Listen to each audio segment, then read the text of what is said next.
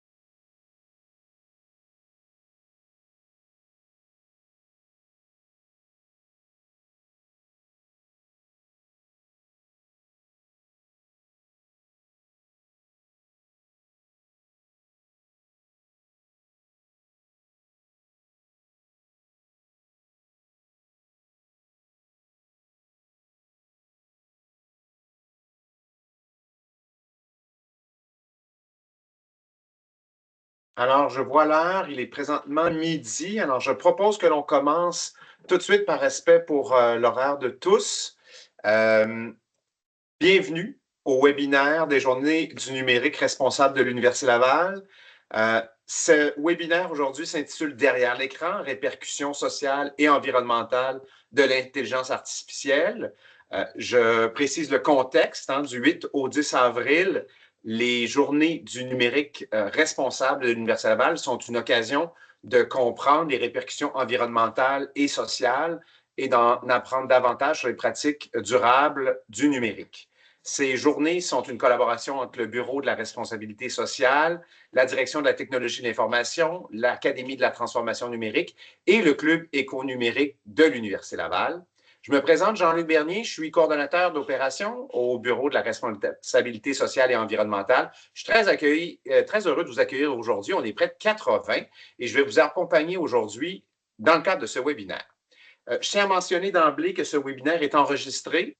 Si vous ne souhaitez pas apparaître à l'écran, donc n'hésitez pas à fermer votre écran. Je demanderai tout de même à nos deux conférenciers que je salue d'emblée, Guillaume Pelletier, conseiller en éthique, et Élise Bastien-Lavigne, conseillère en éthique, tous deux à la Commission de l'éthique en sciences et en technologie, de bien vouloir garder leur caméra allumée. Ça serait plus sympathique ainsi. Je tiens à mentionner également que les questions que vous aurez à poser tout au long de ce webinaire peuvent être écrites directement dans l'onglet Q&R, donc pour questions et réponses, et les questions seront transmises. Je me ferai un devoir de répondre et d'intégrer, dans le fond, vos questions tout au long au fil de la discussion. Aussi, sachez que les questions non répondues aujourd'hui pourront être répondues par nos experts ultérieurement et un courriel sera envoyé aux participants, aux participantes d'aujourd'hui. Alors, nous commençons. Je mets la table. Dès 2018, la Déclaration de Montréal sur l'intelligence artificielle mentionnait déjà que le développement d'outils numériques toujours plus puissants, et je cite, conduira à une pression encore plus forte sur les ressources et sur l'environnement. Il est définitivement fini cette époque où les technologies numériques étaient perçues comme étant essentiellement bénéfiques à l'environnement social. Notre compréhension aujourd'hui est beaucoup plus nuancée. Des événements, évidemment, comme la pandémie, on peut penser à l'arrivée des outils d'IA générative, des mouvements de spéculation boursière dus aux nouvelles crypto-monnaies, l'augmentation de la pollution due à l'obsolescence des technologies, la pression pour l'exploitation des matériaux critiques et autres terres rares, ou encore la multiplication des outils d'influence des élections, ont montré, disons, d'autres facettes des outils numériques. Alors, on s'intéresse aujourd'hui spécifiquement aux outils comme l'intelligence artificielle et leurs impacts environnementaux et sociaux dans ce contexte de plus en plus complexe. À ce moment-ci, il est très pertinent d'avoir avec nous en discussion, en réflexion, des membres de la Commission de l'éthique en sciences et en technologie qui ont publié en 2024 deux avis extrêmement pertinents sur la question. Deux avis qui s'intitulent le premier, Regard éthique sur les effets environnementaux des technologies numériques, l'impératif de la sobriété numérique quand même, et le deuxième avis, IA générative en enseignement supérieur, enjeux pédagogiques et éthiques. Évidemment, ces deux avis-là, nos deux experts pourront nous en parler davantage, mais étaient écrits d'abord pour les décideurs publics et on trouvait ça d'autant plus important que ces avis-là soient présentés ou soient discutés dans un contexte universitaire. Alors, il me fait très plaisir d'accueillir nos deux membres, Guillaume Pelletier, conseiller en éthique, et Élise Bastille-Lavigne, conseillère en éthique également. Alors, plongeons dans le sujet. Guillaume et Élise, nous pourrons nous tutoyer si nous voulons, si vous acceptez bien. Alors, voilà. Alors, je lance la question à vous deux. Peut-être, Guillaume, pourrais-tu commencer? Pourrais-tu, Guillaume, nous présenter le mandat de la Commission de l'éthique en sciences et en technologie? Oui, bien sûr. Bonjour. D'abord, bonjour tout le monde. Merci beaucoup pour cette invitation et à cet événement. Donc, la Commission d'éthique en sciences et en technologie, ou CEST, est un organisme conseil du gouvernement du Québec qui est rattaché au ministère de l'Économie, de l'Innovation et de l'Énergie, mais qui, en tant qu'organisme conseil, a joui d'une grande autonomie, notamment dans les orientations, les recommandations, les choix des sujets, etc.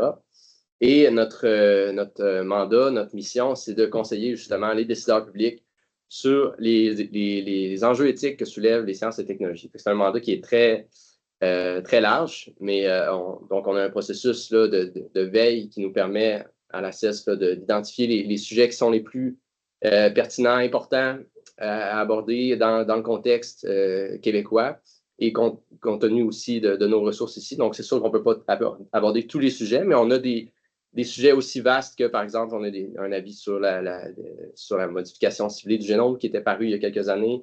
On a des travaux en cours sur la capture et le stockage du carbone. C'est sûr qu'on a eu plusieurs travaux aussi sur l'intelligence artificielle. Mais donc, c'est un mandat qui est assez vaste, mais qui vise donc, je disais, les décideurs publics, mais notre mission, c'est en premier lieu de conseiller notre ministre, mais ensuite aussi l'ensemble des décideurs publics. Peut-être un mot sur la structure. Donc, la CES, là, ici, on est pas juste nous deux, mais on fait partie du secrétariat de la CES. Donc, c'est nous qui faisons la rédaction, principalement la recherche. Mais la CES, c'est avant tout 13 membres, dont un président, M. Luc Bégin, qui, eux, sont nommés par le gouvernement et décident des grandes orientations et approuvent les dossiers, approuvent les documents, approuvent les recommandations. Donc, voilà pour la structure. Puis, juste un mot aussi pour dire que la production d'avis, de recommandations, ça reste notre principale activité, mais on a aussi une certaine expertise conseil qu'on fournit dans l'appareil public, là, qui prend plusieurs formes. Participation à des comités, par exemple, participation à l'élaboration de commentaires sur des projets de loi, commissions parlementaires, ce genre de choses-là. Excellent. Merci, Guillaume. J'en comprends qu'on parle de la commission comme étant la CEST à l'interne. Je vais essayer de garder ça en tête. Tout à fait, oui. Alors, plongeons un peu plus dans un avis. Peut-être, Élise, comment se produit un avis de la CEST? On imagine que c'est un processus quand même costaud. Moi, j'ai pris la peine de regarder, de feuilleter. Je n'ai pas analysé les avis, mais je les ai lus. C'est quand même des documents de quelques dizaines, voire centaines de pages, avec la bibliographie là, qui est très exhaustive. Là, combien de temps ça prend? C'est quoi le processus? L'équipe derrière, là, je suis curieux de savoir un peu plus là, comment se produit un avis de la CEST. Oui, bien, effectivement, comme tu le dis, c'est un processus qui est assez long, là, qui peut prendre, dans le monde idéal, 1 an, mais souvent plutôt 2 ans là, pour réussir à produire ça. Ce qui est important de savoir, comme Guillaume le disait, c'est que nous, on est l'équipe au secrétariat, donc on s'occupe vraiment de la rédaction, mais que dans chacun de nos avis, on est accompagné par un comité d'experts, donc un comité multidisciplinaire. Ça peut être des gens de la recherche, des gens des milieux de pratique, mais qui viennent vraiment nous aider à couvrir les différents aspects d'un sujet particulier. Donc, ce comité-là nous accompagne tout au long des travaux, donc que ce soit au départ dans la recherche, l'analyse, mais aussi à formuler des recommandations qui sont pertinentes, qui peuvent être appliquées justement aux différents milieux et aux décideurs publics. On fait aussi des entretiens avec des personnes ciblées, des acteurs clés. C'est arrivé qu'on fasse des consultations plus larges, qu'on reçoive des mémoires. Et naturellement, bien sûr, on se base sur l'analyse de la littérature scientifique. Donc, c'est pour ça qu'on se retrouve avec des bibliographies là, assez exhaustives. Donc, c'est à peu près ça. Là. Donc, à chaque étape, on vient rediscuter d'une partie avec le comité d'experts. Puis, éventuellement, bien, on soumet aussi cet avis-là aux membres de la commission qui finissent par l'approuver. Excellent. Non, je comprends que vous avez tous les deux là, travaillé sur au moins un des deux avis dont on discute aujourd'hui. Si on plonge encore plus loin dans notre discussion, le numérique et son économie, c'est estimé que l'économie du numérique est estimée à 5 à 15 du PIB mondial. Ça pourrait augmenter, donc, mais ce qui augmenterait également proportionnellement, ce sont les effets directs et indirects du numérique. De plus en plus de ces effets sont documentés. C'est ce qu'on comprend à travers la lecture de vos avis. On comprend que la Commission aussi fait une tournée des acteurs de la société en proposant des recommandations pour documenter, pour comprendre, pour agir sur ces effets directs et indirects. Et une des recommandations que vous dites d'emblée, en fait, dans le titre même de l'avis, c'est de reconnaître donc les limitations du numérique. En fait, vous parlez de la sobriété numérique directement dans le titre, mais dans l'avis, vous recommandez la limitation du numérique dans les stratégies, notamment de lutte à différentes crises telles que les changements climatiques. Est-ce qu'on est équipé pour bien comprendre globalement les limites du numérique, ses impacts directs et indirects, là, incluant ce que vous appelez des effets rebonds? Ça, j'avoue que je ne vous saisis pas tout à fait ce que c'est. J'aimerais ça en savoir un peu plus. Bien, merci pour cette très, très bonne question. Je pense que je vais essayer de vous fournir une réponse assez complète, mais la plus concise possible. D'abord, ce qu'on veut dire par reconnaître les limites du numérique, spécialement dans la possibilité de lutte au changement climatique, par exemple, c'est qu'on veut dire que c'est un bilan qui est mitigé. En fait, il n'est certainement pas exclu que les solutions numériques pourront faire partie des solutions environnementales. Par exemple, on pense souvent là, à la capacité de traiter les données, de modéliser les effets des changements climatiques et des choses comme ça. Par contre, avant même de se traduire positivement en solution, le numérique a un impact environnemental important.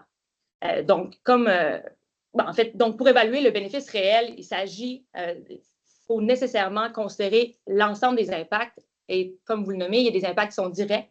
Les impacts qu'on connaît un petit peu plus, qui sont matériels, tangibles.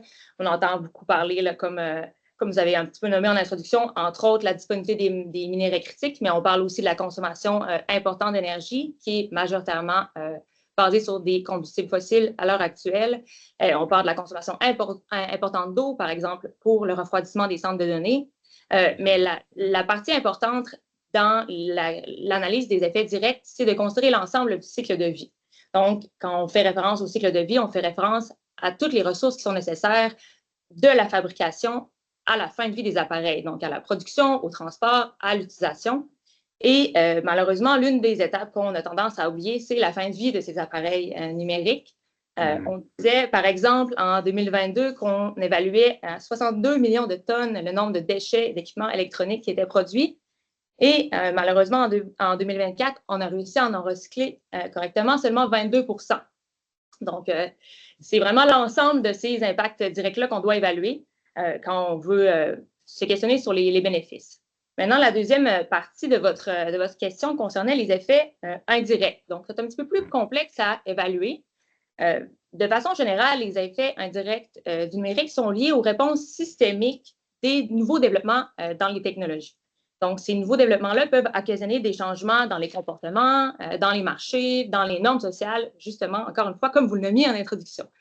Bien que ce ne soit pas possible de faire le portrait de l'ensemble de ces manières indirectes que les technologies ont des effets sur l'environnement, il faut toujours garder en tête qu'ils existent et on doit les considérer, on doit considérer les déplacements d'impact possibles. Donc, je vais essayer de vous donner quand même quelques exemples là, pour qu'on comprenne bien à quel genre d'effet indirect on peut faire référence. Bien, d'abord, il y a des effets de type efficacité. En fait, c'est de dire que toutes les solutions n'ont pas les mêmes avantages aux différentes échelles. Par exemple, des solutions de domotique ou d'utilisation d'équipements électroniques on ne fait pas les mêmes gains à une échelle commerciale qu'à une échelle résidentielle, parce qu'on doit, encore une fois, considérer l'ensemble du cycle de vie. Il y a aussi des effets de substitution. En fait, ce type d'effet-là, c'est qu'on dit souvent que le progrès est accompagné d'un changement de fonctionnalité et d'une expansion de nos usages. L'exemple classique pour ce type d'effet-là, c'est la substitution des communications papier vers les communications courriel ou numériques, qui a complètement transformé nos manières de communiquer. Mais un exemple un petit peu plus récent, peut-être, c'est la transformation du visionnement sur des DVD, sur la télévision ou de VHS même, vers les plateformes de streaming de diffusion en continu qui ont, encore une fois, complètement transformé nos manières de consommer ce contenu-là et qui ont généré des impacts environnementaux plus importants, naturellement. Et finalement, le fameux effet rebond. Donc, il y a deux types d'effets rebond, mais en gros, l'effet rebond direct ou l'idée de l'effet rebond en général, c'est qu'une amélioration dans l'efficacité ou l'optimisation d'un processus, alors qu'on pourrait penser que ça mènerait à une économie de ressources, bien, ça mène plutôt à une utilisation ou à une consommation accrue de cette même technologie plus efficace. Un exemple qu'on voit bien dans l'intelligence artificielle, c'est l'amélioration de la puissance des microprocesseurs. Eh bien, plutôt que d'en consommer moins, on en consomme toujours plus parce qu'on crée des modèles toujours plus puissants. Puis, il y a des effets rebonds indirects, là, en fait, c'est des gains ou cette économie de ressources-là, plutôt que d'être redirigée vers la même technologie plus efficace, et redirigée vers une autre technologie ou une autre activité consommatrice de ressources. Et je vais terminer avec ça. Là. Encore une fois, un exemple pour l'intelligence artificielle, c'est l'augmentation de l'efficacité de la publicité qui a été générée grâce à l'utilisation de l'intelligence artificielle. On a maintenant des publicités ciblées qui ont mené à une augmentation de la consommation en ligne et à une augmentation de la consommation de produits et de services divers. Élise, je vais m'arrêter juste un petit peu pour peut-être pousser un petit peu davantage sur la substitution, sur l'effet de substitution que tu as mentionné. Est-ce qu'on est en mesure vraiment de voir cet effet de substitution se matérialiser ou, dans certains cas, on voit plutôt une accumulation de technologies ou de ressources utilisées? Tu parlais du papier à l'écran ou est-ce que c'est pas plutôt que quand s'ajoute une technologie, finalement, on utilise les deux technologies ou les trois technologies qui vont apparaître ou vraiment on voit des substitutions réelles? Ben, c'est une très bonne remarque. Là. Effectivement, il y a les deux types. En fait, on peut penser, par exemple, au télétravail aussi. C'est plutôt un exemple d'effet rebond, mais il y a les deux. Il y a à la fois un dédoublement. Donc, on continue, par exemple, si on a nos notes papier, mais on a aussi fait les notes sur l'ordinateur. On les a aussi mis dans le stockage. Mais c'est certainement un effet... il y a un dédoublement et une substitution, mais c'est aussi pour dire qu'il y a généralement une expansion des usages, que ce soit par dédoublement, mais c'est que avant, on était un peu plus limité, par exemple, dans notre consommation de contenu vidéo. Mais maintenant, avec le fonctionnement des plateformes, les recommandations personnalisées, bien, ça nous amène à en consommer davantage. Puis on a complètement, maintenant, c'est rendu possible de consommer une série entière en une seule soirée, alors qu'avant, moi, je me rappelle, c'était pas possible. Donc, ça a quand même augmenté à la fois la production de ces séries-là, la production, les impacts directs de chacune des choses qu'on consomme davantage, mais aussi notre manière d'interagir avec ces appareils-là. OK. Et on a encore des VHS ou des DVD à la maison en plus qui attendent quelque part, là, bien sûr. C'est ça. C'est ça. On le voit, on le constate de notre quotidien qu'il y a cette accumulation, puis que ce n'est pas l'ensemble de la société qui substitue des technologies systématiquement. Donc, il y a encore des vestiges de vieilles technologies. On peut penser au fax dans les pharmacies ou on peut penser à toutes sortes de choses qu'on voit là. OK. Passons. Je vois que. Alors, on peut continuer notre discussion puis, et plonger un peu plus dans l'intelligence artificielle qu'on peut définir là, comme l'ensemble. On ne passera pas là, trop de temps sur la définition, mais comme l'ensemble de techniques qui permettent à une machine de simuler l'intelligence humaine, notamment pour apprendre, prédire, prendre des décisions, percevoir le monde environnant, tout ça basé sur des modèles d'apprentissage. On pense à l'apprentissage machine à la base des modèles de langage comme GPT, là, dont l'utilisation est facilitée par des interfaces conversationnelles. On voit là que l'intelligence artificielle générative est présente dans l'enseignement supérieur. J'aimerais nous amener sur ce terrain-là. On le voit, on a accès à des plateformes. On parlait d'entrée de jeu avant que tout le monde se présente, que OpenAI vient de faire une offensive dans le milieu universitaire pour faire la promotion de GPT-4 et la rendre gratuite aux étudiants collégiaux et universitaires au Canada pour une durée limitée. Donc, il y a un effort commercial et les universitaires et les institutions comme l'Université Laval offrent des services d'accompagnement de leur communauté pour utiliser des outils d'intelligence artificielle générative. À l'Université Laval, on a pour le personnel enseignant, des ressources informationnelles, puis une équipe de conseillers de veille et d'expertise en IA et en pédagogie universitaire qui s'appelle CEPIA. C'est des choses avec lesquelles il faut vivre dorénavant, et dans un contexte où l'intégrité académique est en redéfinition, où il y a des possibles dérives de mésinformation, désinformation, certaines crises de confiance des institutions. Il y a une dynamique sociale qui change avec l'arrivée de ces outils d'intelligence artificielle générative. Peut-être une question pour Guillaume, parce que je pense que ça touche un peu plus tes travaux.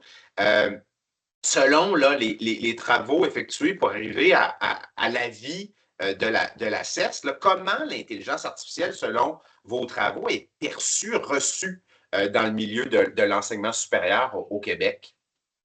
Oui, ben juste avant de répondre, j'aimerais préciser que cet avis-là, c'était une collaboration avec le Conseil supérieur de l'éducation. La question qu'on ne s'approprie pas l'ensemble du travail qu'on a fait, mais c'est un autre organisme conseil là, avec qui on a collaboré justement suite au choc qu'on a constaté là, à la fin 2022, lorsque les IA génératives sont devenues sont démocratisées, sont devenues très accessibles au public, à commencer par ChatGPT. Puis, dans le cadre de ces travaux-là, on a fait des consultations. Donc, on a reçu 26 mémoires de différents organismes, des établissements, des collèges, des universités, des syndicats de professeurs aussi, donc différents acteurs du milieu de l'enseignement supérieur. Ce qui nous a permis de constater que oui, c'était clairement un choc, mais qu'il y avait plusieurs attitudes aussi, certains un peu d'enthousiasme parfois par rapport puis on le voyait aussi dans les médias, par rapport aux nouvelles possibilités pédagogiques que ça pourrait amener, mais aussi beaucoup de désarroi, puis encore aujourd'hui à plusieurs égards, parce que, pour plein de raisons, mais notamment parce que ça nous force à repenser à je pense par exemple à un professeur qui doit se demander est-ce que je peux encore demander à des étudiants de faire la synthèse d'un texte à distance, d'un texte que je fournis en PDF? Est-ce que je dois revoir mes évaluations? Est-ce que dans quelle mesure je dois me former à ces outils-là? C'est quoi les balises que je dois mettre en place? À quel moment je les nomme? De quelle façon? C'est quoi un usage intègre? C'est quoi un usage qui n'est pas intègre? Bref, il y a beaucoup de questions comme ça qui encore aujourd'hui, parlent beaucoup d'enseignants. Et bon, l'avis avec la consultation et nos experts, la littérature nous a permis d'identifier les principaux enjeux, de les cadrer. Donc, des enjeux, vous en avez nommé quelques-uns tantôt, l'intégrité. Il y a celui des compétences numériques aussi, les enjeux liés à l'apprentissage, les enjeux de qualité de l'information. Et ça nous a permis aussi de constater un besoin de balises. Donc, les milieux de l'enseignement supérieur n'ont pas attendu qu'il y ait des balises pour se mobiliser. Il y a plusieurs exemples, on avait nommé tantôt par rapport à l'Université Laval. Mais la plupart des établissements, maintenant, ils continuent encore aussi de fournir beaucoup de guides d'utilisation pour les étudiants, pour les enseignants, de formation, d'ateliers. de politique aussi. L'Université Laval a maintenant des principes directeurs sur l'intelligence artificielle générative. Donc, les milieux se sont mobilisés, mais exprimaient aussi le besoin de balises plus générales à l'échelle provinciale. D'ailleurs, l'une de nos principales recommandations, c'était qu'il y ait une table de concertation mise sur place par le ministère de l'Enseignement supérieur, ce qui a été suivi là, à l'été dernier. Donc, cette table-là est en place en ce moment, puis devrait mener à des balises. Donc, plusieurs acteurs là-dedans qui sont mobilisés dans l'enseignement supérieur de façon à co-construire des balises à l'échelle provinciale. Ah, extrêmement intéressant. Cette table de concertation pilotée, de ce que je comprends, par le ministère de l'Éducation et d'Enseignement supérieur. Merci, Guillaume. Est-ce que la CES en fait partie? Est-ce que, étant donné que vous avez émis l'avis, est-ce qu'il y a des membres de vos équipes qui en font partie? Non, c'est vraiment plus pour les acteurs de l'enseignement supérieur là, Donc, nous, c'était une de nos principales recommandations, puis on était bien heureux qu'elle soit reprise. Excellent. OK. Bien, ça me permet de comprendre comment cette table-là fonctionne, s'articule un petit peu mieux. J'adore le concept ou l'idée derrière la question fondamentale. Qu'est-ce qu'un usage intègre de l'intelligence artificielle générative? Et ils sont là pour rester. Alors, comment mieux l'utiliser? Comment bien l'utiliser en contexte universitaire? Je comprends que c'est cette tangente-là qu'on prend. Maintenant, comment est-ce que vous avez senti, vous savez que les universités, les collèges ont des missions d'enseignement et de recherche. Comment est-ce que vous avez senti que ça affecte les missions d'enseignement et de recherche, ces outils-là? De beaucoup de façons différentes, dépendamment dans plusieurs angles différents, mais ça force à tenir compte de cette réalité-là, puis à revoir certaines pratiques, parce que forcément, on n'a pas beaucoup encore de données au Québec sur l'usage que font les étudiants et les étudiantes. Mais les quelques sondages qu'on a ici et ailleurs montrent que ce serait un usage assez important là, pour diverses tâches variées. Qui vont dont certaines sont intègres aussi. Je veux dire, c'est pas toutes des formes de plagiat nécessairement, mais ça peut être de brainstormer avec l'intelligence artificielle, ça peut être de modifier légèrement un texte, un peu dans l'esprit qu'on utilise Antidote. Et il y a vraiment une foule de tâches variées qu'on peut faire avec l'IA générative. Et ça pose plusieurs défis pour les missions des établissements supérieurs. Je donne l'exemple de l'intégrité dont on a parlé. C'est très, très complexe de savoir qu'est-ce qu'un usage intègre ou non. Ça va dépendre des contextes, ça va dépendre c'est quoi l'objectif pédagogique qui est visé, ça va dépendre de c'était quoi les règles en vigueur aussi. Après combien de modifications d'un texte qu'on considère que c'est plus notre texte, après combien d'itérations avec il y a des processus d'itération qui se font un peu en dialogue, si on veut, avec l'IA. Donc, c'est très, très complexe à répondre. Ça va être assez contextuel dépendamment des disciplines. Et c'est très dur de vérifier aussi. C'est-à-dire qu'il y a des études récentes là, depuis l'apparition de la vie qui montrent que les personnes enseignantes surestiment leur capacité à détecter ces cas-là. Les outils de détection d'IA font plusieurs faux positifs ou faux négatifs, ce qui pourrait mener à des accusations, par exemple, de plagiat. Puis on sait que des accusations de plagiat dans un dossier étudiant, ça peut être lourd de conséquences. Mais encore là, c'est dur de prouver quoi que ce soit. Et donc, bref, c'est très complexe. Et ce qu'on souhaite éviter, et nous, la position qu'on prend par rapport à cette question-là d'intégrité dans la vie, c'est d'éviter un climat de surveillance, d'éviter un climat d'hypervigilance qui pourrait être dommageable sur la relation entre les enseignants et les personnes étudiantes.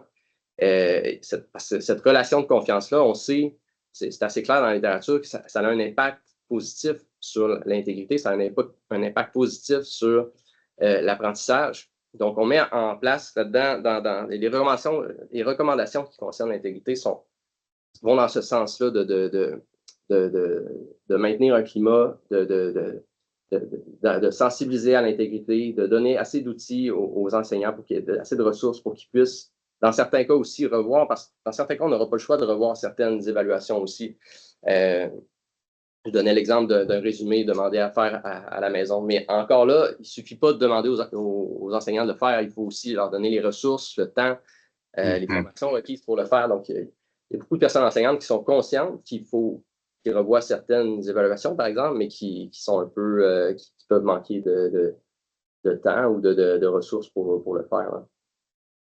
Excellent, merci vraiment de la précision. Je rappelle aux participants, on est rendu 109, 110 personnes. Si jamais vous avez des questions à poser concernant ce sujet là, très large et très important de l'intelligence artificielle en contexte universitaire, n'hésitez pas à utiliser le module de questions et réponses. Je rappelle que je parle à Guillaume Pelletier et Lise Bastille, tous deux conseillers en éthique là, à la Commission de l'éthique en sciences et en technologie. On est à peu près à la moitié de notre discussion. Donc, je rebondirais, là, Guillaume, sur une des choses que tu viens de mentionner qui me parle, puis que je vois de façon importante. On dit les intelligences, les outils d'intelligence artificielle générative, notamment, sont là pour rester en contexte universitaire. On a besoin d'outils, on a besoin de formation. À quelque part, c'est ce qu'on fait aujourd'hui aussi. On ouvre la discussion puis à la sensibilisation de notre communauté à l'importance de s'outiller et à certaines données clés que vous avez répertoriées dans vos avis. Je trouve ça intéressant de savoir que dans les sondages que vous avez faits, il y a une tendance vers la surestimation de nos compétences à détecter l'utilisation de l'intelligence artificielle. Ça, je trouve ça vraiment intéressant puis inquiétant. Je n'ai pas peur de le dire. Puis en même temps, ça nous semble aller de soi qu'il faut éviter un climat de vigilance puis encourager un climat de confiance en salle de classe, dans notre mode, dans nos environnements d'enseignement et de travail.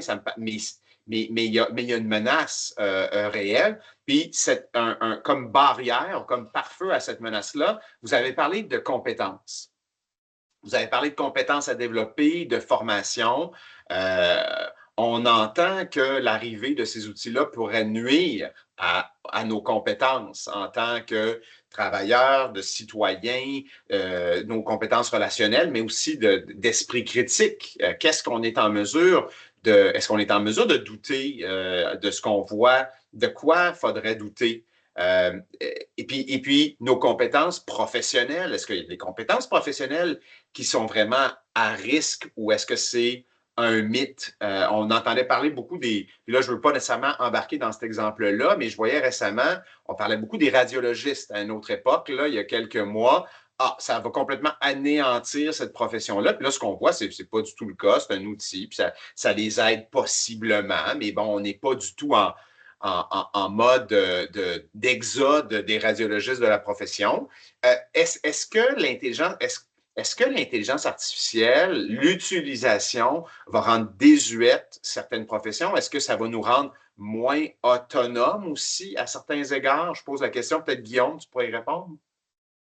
Oui, ben, je pense qu'il y a plusieurs aspects là-dedans. Il y a l'aspect des compétences liées à l'IA elle-même, il y a beaucoup c'est pas, si on reste si je prends encore l'exemple du milieu de l'enseignement supérieur, c'est pas tous les étudiants ni toutes les personnes enseignantes qui ont le même niveau de compétences, puis le même niveau de sensibilisation aux enjeux aussi, puis d'être capable de comprendre un minimum d'où viennent les biais, par exemple, des données. Ça peut donner un certain recul, esprit critique par rapport aux réponses qu'on reçoit. Donc, il y a cet aspect-là des formations de compétences numériques, compétences liées à l'intelligence artificielle, mais il y a aussi l'autre volet de ce que vous avez dit un peu, c'est plus l'aspect de l'impact de l'IA sur l'apprentissage lui-même, sur les compétences qu'on développe. Puis là-dessus, bon, si je me fie à ce qu'on disait dans cet avis-là, ça dépend beaucoup des contextes d'abord, c'est-à-dire que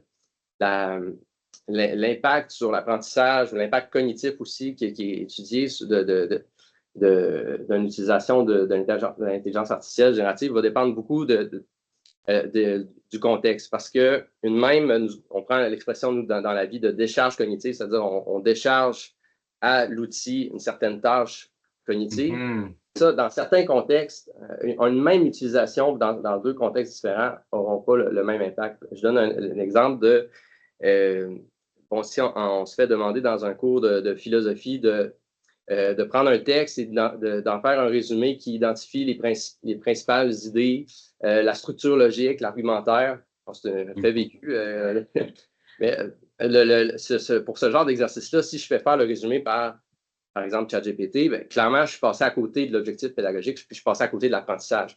Ce cas-là est assez clair. Je donne un cas où c'est noir et blanc. Là. Mais dans d'autres cas, où on peut imaginer un même type d'usage, de demander un résumé de texte qui ne s'inscrit pas dans le même objectif pédagogique et où ça n'aurait pas la même valeur pédagogique. Par exemple, si j'ai une vingtaine d'articles scientifiques que je veux identifier lesquels que je consulte en premier pour faire mon mémoire, par exemple, je ne dis pas que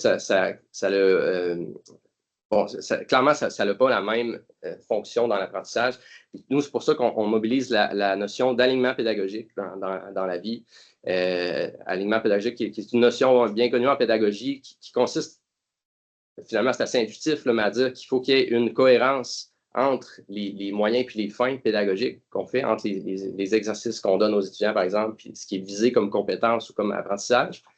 Et ça, c'est un peu ce qu'il faut toujours garder en tête pour savoir est-ce que l'usage que je fais ou est-ce que l'usage que je demande aux étudiants est conforme à ça, est intègre. C'est lié à l'intégrité aussi, au fond. C'est de savoir si mon usage que je fais, il me permet de passer complètement à côté de l'apprentissage, c'est que c'est peut-être pas un usage qui est intègre non plus.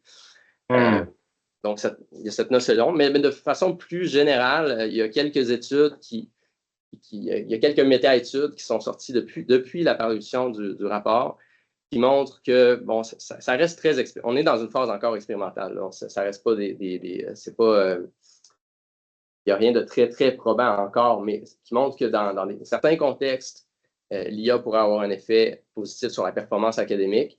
Il y a plusieurs méta-études qui tendent à montrer qu'en général, il semble avoir un effet légèrement négatif sur le développement de l'esprit critique aussi.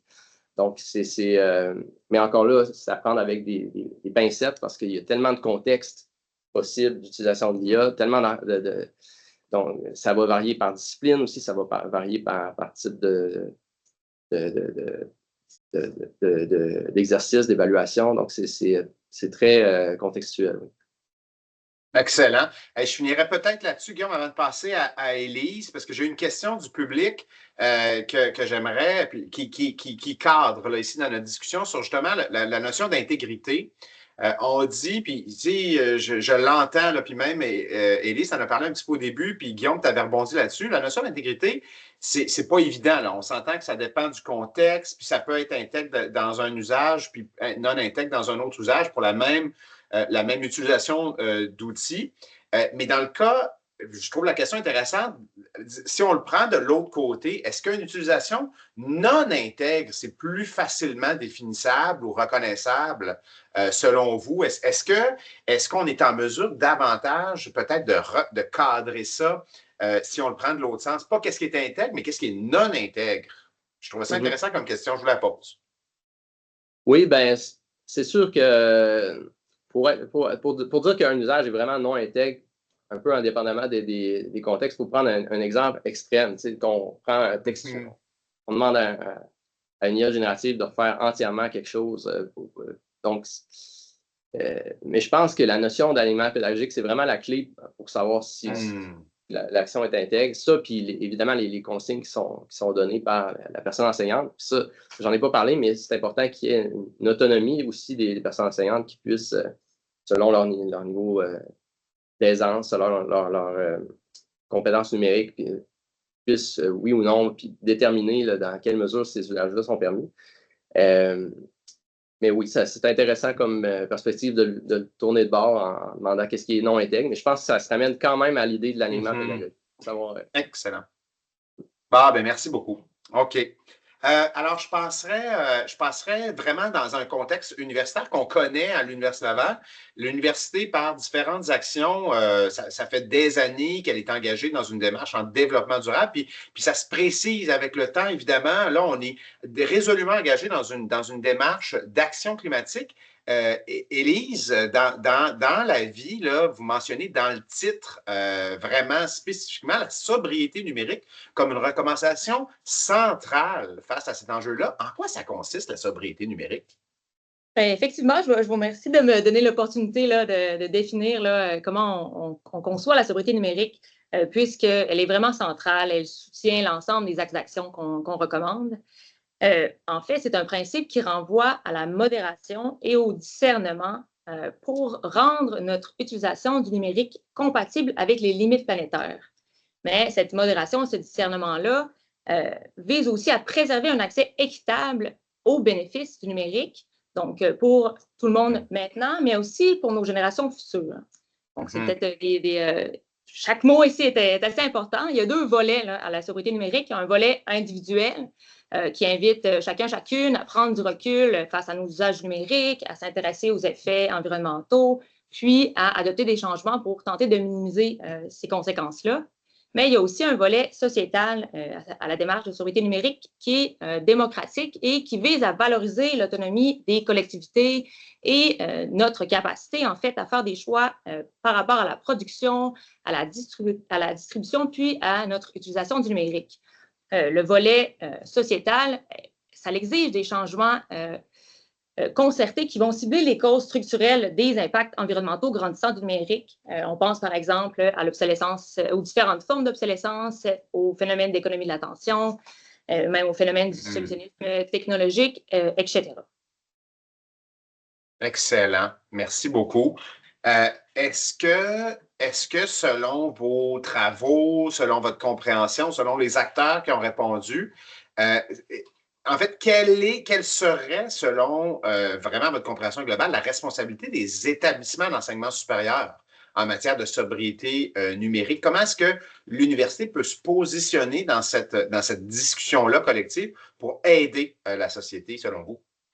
Oui, bien, effectivement, en fait, il y a une partie de cette réponse-là, je pense, qui se trouve dans les deux travaux qu'on aborde aujourd'hui. Mais d'abord, je pense que je vais réutiliser comment vous l'avez nommé tout à l'heure, il y a les missions de recherche, les missions d'enseignement.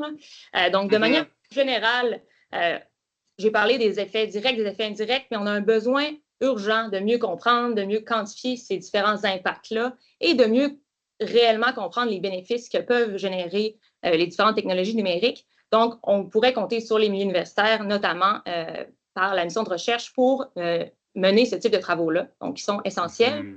Puis, plutôt peut-être du côté, si on veut, de la mission d'enseignement, on recommandait dans l'avis d'intégrer les considérations environnementales dans l'ensemble des programmes scolaires, là, que ce soit du primaire, mais jusqu'au milieu universitaire, mais spécialement aussi pour l'enseignement supérieur, d'intégrer vraiment les considérations environnementales qui sont liées au numérique dans les programmes de formation des scientifiques et des ingénieurs qui seront en fait les personnes qui développeront les technologies de demain. Donc, pour d'emblée, essayer de le faire d'une manière le plus, justement, soutenable et durable possible.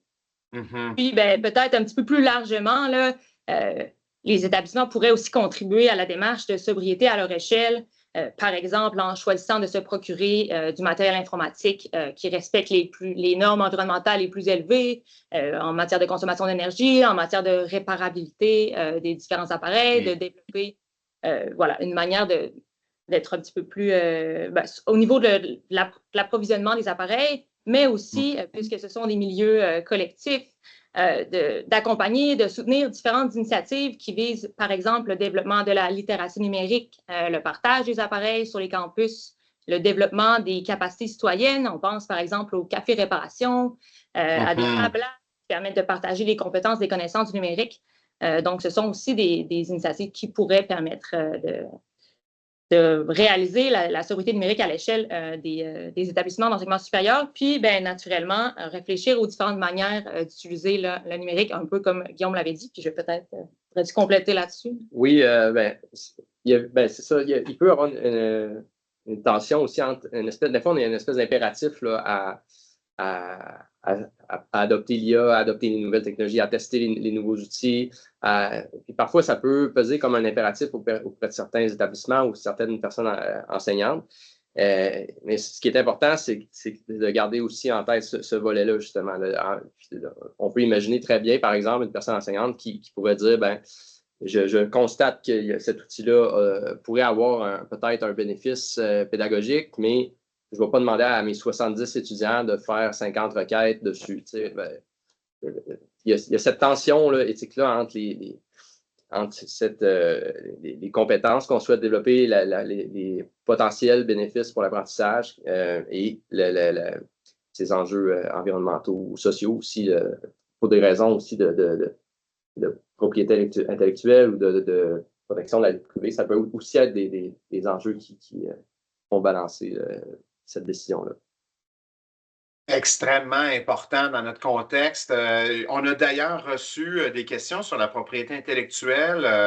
On a reçu également des questions sur l'accessibilité de l'éducation.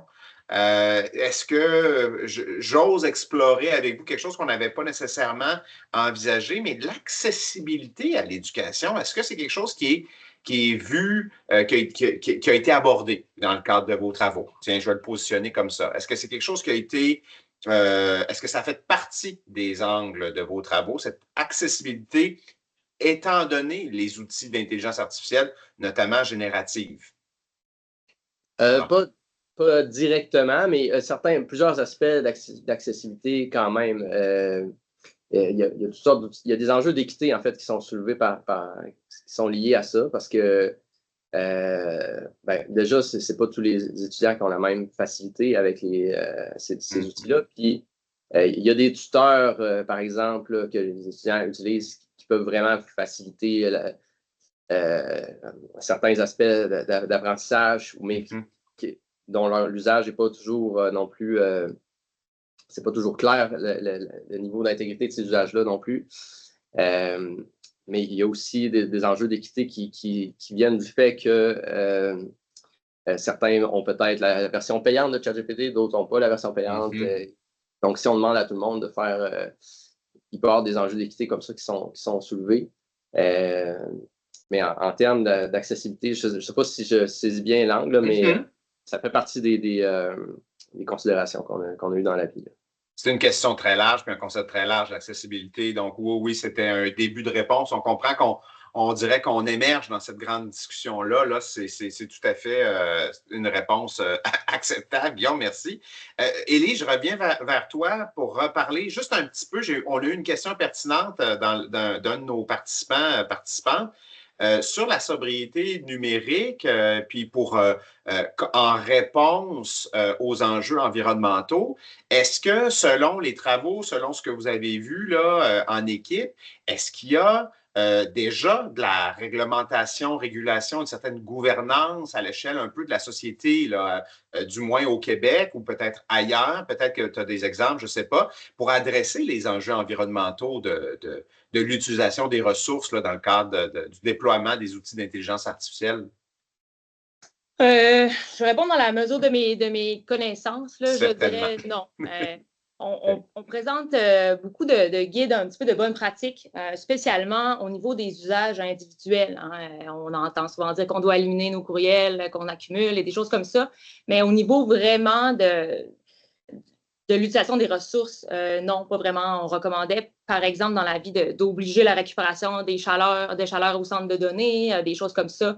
Mais ce n'est pas quelque chose qu'on voit.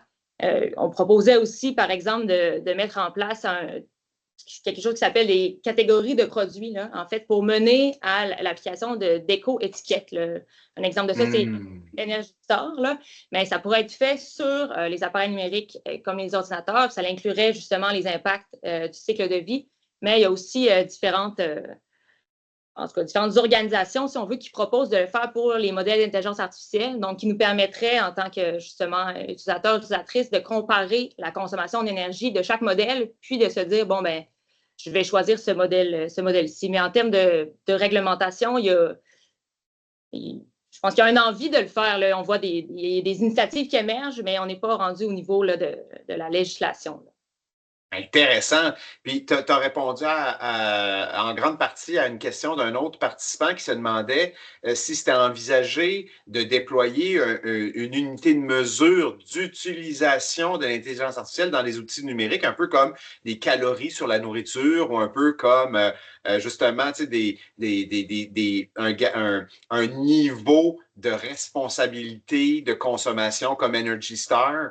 Donc ça, il y a déjà des réflexions à ce sujet-là. C'est en train de se réfléchir pour être déployé, si je comprends bien. Oui, ben, exactement. Là. Moi, je ne suis pas dans les organisations qui le font, mais je sais que c'était quelque chose qui est certainement envisagé parce que justement, ça permettrait les organisations de faire les choix un petit peu plus éclairés, mais ça prend bien sûr l'accès aux données. Donc, on peut le faire sur certains modèles, mais si on n'a pas l'accès aux données des autres modèles comparatifs, c'est là que ça pose problème. Mais on pourrait demander ou exiger que l'ensemble des produits, que ce soit d'intelligence artificielle, mais même des appareils numériques, soit classés sous cet indice-là qui pourrait être de réparabilité, mais aussi qui pourrait axer sur la consommation d'énergie. Excellent. Merci beaucoup, Élise. On va passer, là, on a parlé des aspects environnementaux, sobriété numérique. On comprend que on commence, l'évolution de la technologie va tellement vite que là, de définir les outils, tout ça, là, on est au début, on se sent en tout cas collectivement au début de cette réflexion-là, même si c'est entamé depuis plusieurs années. On a vu que il y avait beaucoup peut-être de focus sur l'utilisation individuelle, puis d'essayer de guider les gens vers vers une sobriété numérique individuelle pour les aspects environnementaux. J'aimerais vous amener du côté de la santé. L'Université Laval est aussi engagée dans une réflexion collective sur la santé, une santé durable de notre communauté, puis on inclut là-dedans la société.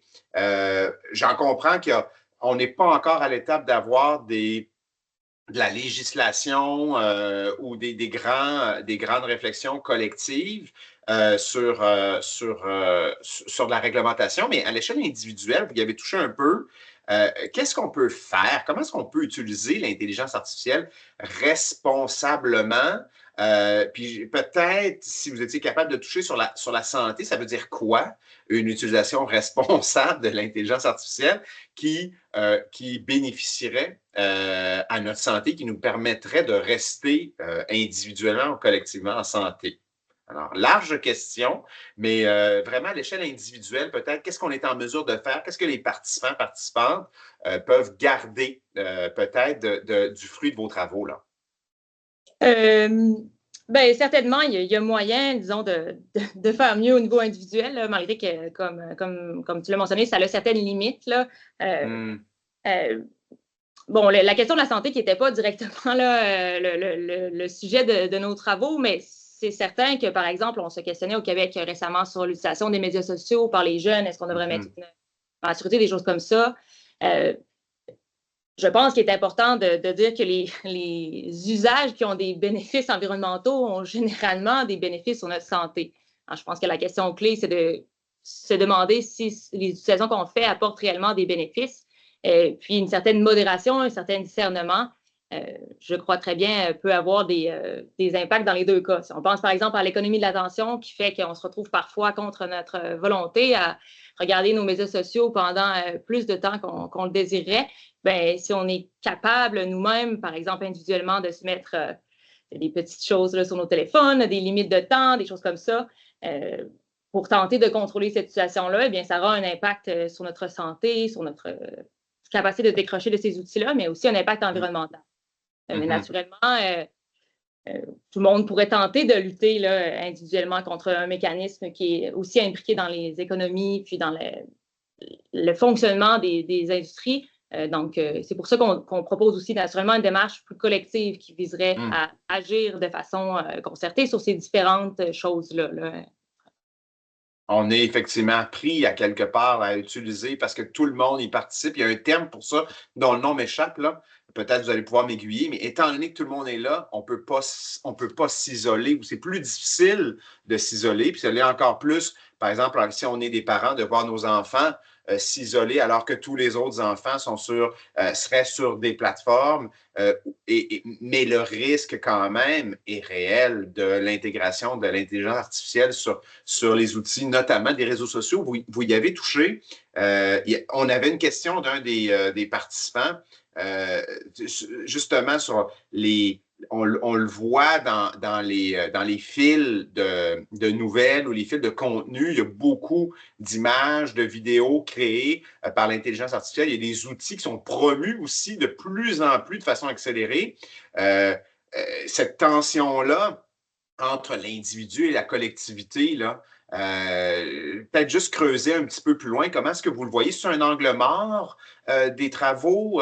Ça encore, est-ce qu'on pourrait aller dans cette direction-là? Puis de mesurer ça, l'impact de cette accélération-là, de l'omniprésence des outils d'intelligence artificielle dans nos vies numériques? Oui, ben je peux. Il y a plusieurs enjeux, mais clairement, il y a une limite à ce qu'on peut faire individuellement. Puis clairement, je donne l'exemple là, on parlait des biais discriminatoires tantôt qu'on peut trouver dans certains résultats suite à des requêtes à l'IA. Ben, je peux être sensibilisé à ça, mais individuellement, il y a une limite. Je n'aurai pas d'impact sur la façon dont ces systèmes-là se construisent. Pareil pour les aspects environnementaux et tout. Donc, je pense que c'est pour ça qu'il y a un certain besoin d'encadrement. Il y a un projet de loi au niveau fédéral, par exemple, puis l'Europe a encadré l'IA selon les niveaux de risque. Donc, je pense que c'est ça. Ça montre bien la limite de l'action individuelle. Puis ça montre que pour certains aspects, ça prend des actions plus au niveau collectif, là. Extrêmement important. Merci beaucoup. Est-ce qu'il y a en terminant là, les prochaines étapes, qu'est-ce que vous souhaiteriez? Est-ce que vous avez des avis en cours? Est-ce qu'il y a des angles morts dans l'objet de vos travaux là, que vous voudriez voir là, dans les prochaines semaines, prochains mois, prochaines années? Ben, peut-être rapidement, là, une des recommandations, une des avenues qu'on visait pour la sobriété numérique, c'est justement d'entamer une démarche collective qu'on appelle de priorisation des usages. Donc, justement, de se poser cette question-là le plus possible en amont, mais en regardant l'ensemble des impacts environnementaux et sociaux. Donc, en mettant des espaces de dialogue avec les gens de la société civile, les milieux de pratique, les milieux de recherche, les acteurs gouvernementaux pour tenter de réfléchir collectivement aux différents usages qu'on voudrait, par exemple, prioriser ou à d'autres usages qu'on voudrait restreindre, interdire et tout ça. Donc, en fonction vraiment des bénéfices réels, puis peut-être plus au niveau de nos travaux, là, je vais te laisser là-dessus. Oui, bien, on a travaillé dans le passé sur l'intelligence artificielle. On a encore des travaux dont on a parlé aujourd'hui, puis il y a encore des travaux qui vont suivre. On a un chantier en cours sur l'impact de l'IA sur la vie démocratique, sur, par exemple, tout ce qui concerne, par exemple, l'analyse de données pour des fins de profilage, de micro-ciblage dans les communications publiques, dans un contexte d'élection, par exemple. La création de contenu synthétique, donc c'est quelque chose qui est assez actuel. Mais on a un chantier en cours là-dessus qui va mener à des recommandations. Donc, donc c'est sûr qu'on va continuer à s'intéresser à l'IA, toujours en ayant le souci aussi de complémentarité avec d'autres acteurs qui traitent aussi d'intelligence artificielle. Et c'est sûr aussi que ce n'est pas notre seul sujet là, à la commission, mais c'est certainement partie de notre radar, là. Tellement pertinent. Je regarde, merci beaucoup de nous avoir ouvert comme ça un peu peut-être le carnet de travaux là, futurs. On arrive de la CEST. On arrive à la toute fin de notre webinaire. Je vais regarder rapidement si on a des questions qui font l'objet des avis, bien sûr, puis qui pourraient clore. Je regarde rapidement. Il y en a. Je vais regarder rapidement. C'est vraiment super. J'ai plusieurs questions. On n'aura pas, malheureusement, le temps de répondre à l'ensemble des questions. Mais ça va me permettre quand même de voir s'il y a des questions auxquelles on pourrait répondre aujourd'hui. Oh là là, il y a beaucoup de questions. C'est foisonnant. Est-ce que... Bon, alors je vais en lire une, on va voir. Puis sinon, on va passer à la conclusion. Ah, intéressant. L'utilisation, donc, il y a de plus en plus d'outils, des technologies, donc, qui intègrent l'intelligence artificielle dans différents domaines, la formation, les ressources humaines, les robots conversationnels pour du service client. Est-ce que la CEST ou est-ce que d'autres organisations sont à même de donner des conseils pour évaluer, sélectionner, je dirais, faire comme des reviews de IA responsable ou d'utilisation responsable? Est-ce qu'on va dans ce sens-là? Est-ce que ça existe, ce genre de service-là? Est-ce qu'on est en mesure même d'avoir l'information pour les mesurer, ces impacts de ces outils-là? Alors, question peut-être large, peut-être qu'on pourra prendre le temps de creuser davantage par écrit, mais c'est une question importante, je trouvais. Oui, ben, dans une certaine mesure, on peut faire dans notre public cible, qui est le décideur public. On l'a déjà fait avec des décideurs publics, parfois compris de manière large. Par exemple, on a déjà accompagné l'Ordre des conseillers en ressources humaines dans l'élaboration d'un guide là, pour l'usage des conseillers RH là, pour ce qui concerne l'usage de l'IA. C'était un peu aussi un transfert de l'avis qu'on avait fait sur la gestion algorithmique il y a de cela 2 ans, je crois, environ. Et donc, oui, ça peut faire, dans la mesure de notre public cible et de nos ressources, évidemment, ça peut faire partie des services qu'on offre. Pour ce qui est en dehors, je ne sais pas si tu connais, mais je connais moins un petit peu Ben, au niveau environnemental, c'est certainement un enjeu, justement, que ces systèmes-là soient de plus en plus intégrés à d'autres systèmes et qu'on ait plus ou moins le choix parfois de les utiliser. Là. Il y a certaines organisations, dont Hugging Face, là, qui tentent de développer des systèmes qui sont moins gourmands en énergie, moins consommateurs de ressources. Et le message central, à la fois dans la vie, puis en tout cas, je crois, est porté par certaines de ces acteurs externes-là, c'est qu'il faut toujours chercher à utiliser le bon outil pour nos besoins. C'est-à-dire qu'on ne doit pas nécessairement, on n'a pas besoin du modèle le plus puissant pour faire de la traduction, puis on n'a pas toujours besoin de. Donc, c'est ça, c'est vraiment, encore une fois, aligner le modèle. Et puis, comme tu disais, on n'a pas nécessairement en ce moment l'ensemble des ressources pour mesurer les impacts, mais il y a des organisations qui, en parallèle, développent des modèles puis tentent de mesurer l'impact de l'entraînement puis l'impact de l'usage. Puis ensuite, une fois qu'on possède ces données-là, de distinguer, bon, peut-être que le modèle X va nous coûter moins cher en énergie ou en ressources lors de la confection, mais à chaque usage, et là, ça va nous coûter super cher, mais là, on doit évaluer est-ce que c'est quelle composante qu'on va utiliser le plus, puis ensuite, on pourra faire une vraie analyse. Là. Mais notamment, il y a des chercheurs qui travaillent là-dessus, mais il y a encore un enjeu. C'est des compagnies privées qui ont les gros modèles, donc c'est encore un petit peu difficile parfois d'avoir accès aux données. Il y a aussi des enjeux dans la production de documentation scientifique. Hein, dans l'IA, mais dans plusieurs domaines, on a un problème avec la publication des résultats négatifs. Donc, des fois, c'est un petit peu difficile de voir comment les compagnies se sont rendues à avoir ce modèle performant, mais ça force d'autres compagnies ou des organisations qui voudraient déployer un modèle, par exemple, à l'interne, de faire eux-mêmes les différentes tentatives qui ont mené à la réalisation du modèle et donc de générer un impact là, qui pourrait être évité, mais voilà. Donc. Excellent, tellement pertinent. Merci beaucoup, Élise. C'est ainsi que se conclurait le webinaire derrière l'écran. Les enjeux environnementaux et les répercussions sociales et environnementales de l'intelligence artificielle.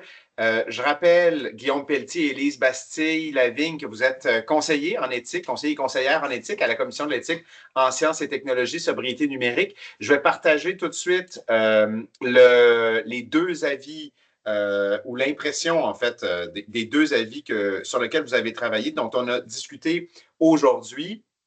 Je rappelle à tous les participantes, d'abord, merci pour vos questions. Ça a vraiment été très, très riche comme discussion. J'ai très apprécié. Si les questions qu'on n'a pas eu le temps de répondre seront envoyées par courriel dans les prochains jours. Également, je tiens à mentionner qu'on offre un tirage parmi les participantes de chèques cadeaux de 50 $ à la CEPAC. On va vous contacter par courriel. Alors, Guillaume, Élise, merci beaucoup. C'est ainsi que se conclut ce webinaire des Journées du numérique responsable de l'Université Laval. Je vous souhaite une très, très, très belle journée. Merci beaucoup. Merci beaucoup. Merci. Ça fait vraiment plaisir. Bonne journée. Bye bye.